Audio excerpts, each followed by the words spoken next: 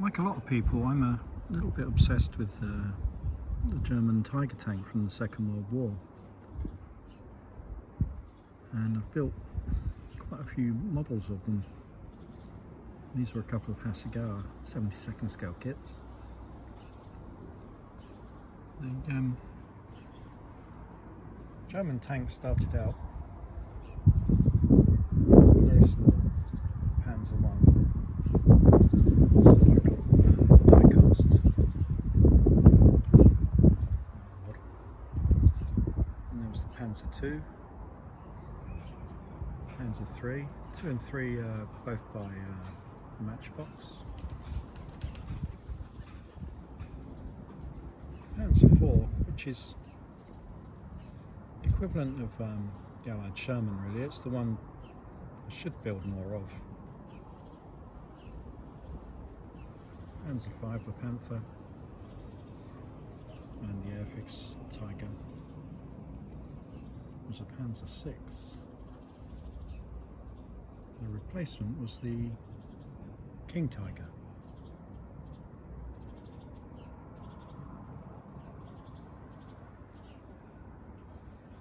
Dr. Porsche built a rival design. They ended up using the chassis to make the Elephant tank. That wasn't particularly successful,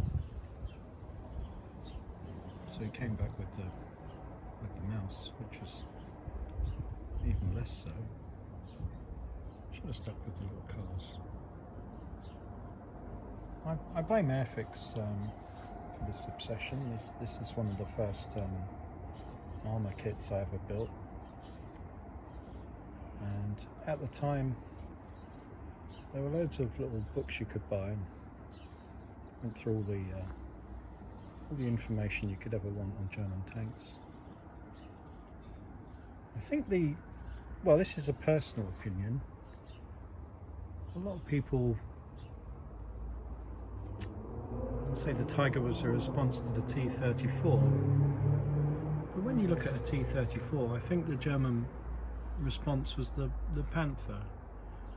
You can see all the sloped armour. It looks much more like a modern main battle tank. I think, again, it's just my personal opinion, that the very heavily armoured Soviet KV-1, I think that was the real influence, and probably perhaps the British Matilda and French Char-B. I think that led to the Tiger and Nazi Germany wanting to overpower all the tanks that they were ever going to face.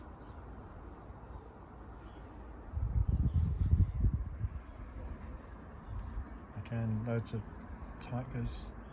This is the original Airfix one, and one of the things I wasn't so keen on, it didn't have the little box on the back of the turret, so I've made that plastic card. That's a bit of a project. It's a original Airfix Tiger, but in the new Tiger kit, Airfix give you a second pair of tracks. And just as an experiment, they seem to fit the old model. It's going to be a bit of a strange hybrid. This is the newer Airfix model, which is very neat.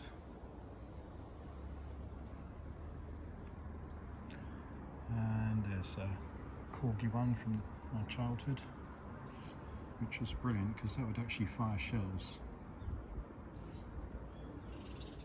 And the Warlord Tiger in 1:56 scale. So I was lucky enough to visit the Tank Museum, Bovingdon.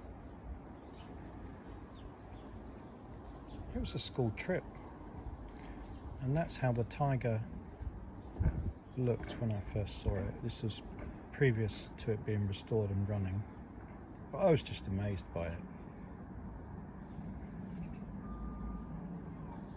Been visiting the Tank Museum quite a lot ever since. It's always well worth a visit if you're down that way in Dorset. The other brilliant thing about the Tank Museum, you can buy, they have a wonderful shop, buy loads of books. They've even reprinted the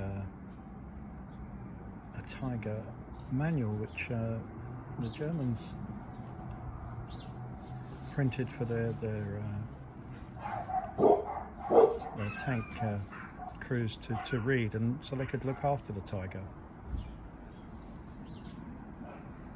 This is the other manual, which is also well worth a read, and that covers the restoration of the Tiger tank. And again, there's lots of books. I've just received this one, so it's the 80th anniversary of the Tiger at Bovington, Tiger 131. This is the 35th, an early Tamiya version, and Airfix have brought out one in the same scale. It's the old Academy kit, but again I made that into a slightly, I think a slightly better model. Well, you do change the way you paint things as you go on through making models. But yeah, do have a look at the Tank Museum website and shop.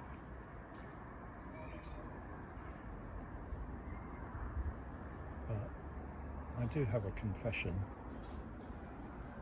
I am obsessed with the Tiger, but my favourite tank is the Sherman Firefly, really, which turned out to be the Tiger's nemesis, next to its British 17-pounder gun. It was a very happy marriage of a reliable and brilliant American Sherman tank with a very powerful British anti-tank gun.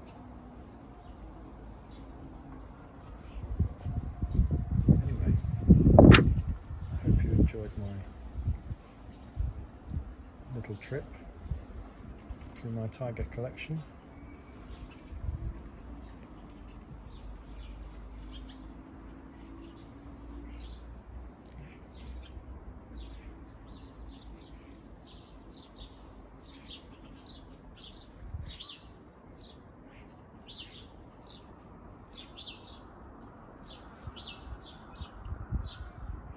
It's really nice to see, to remember this as it was, and then it's great to see it actually moving around the arena. Quite amazing, really.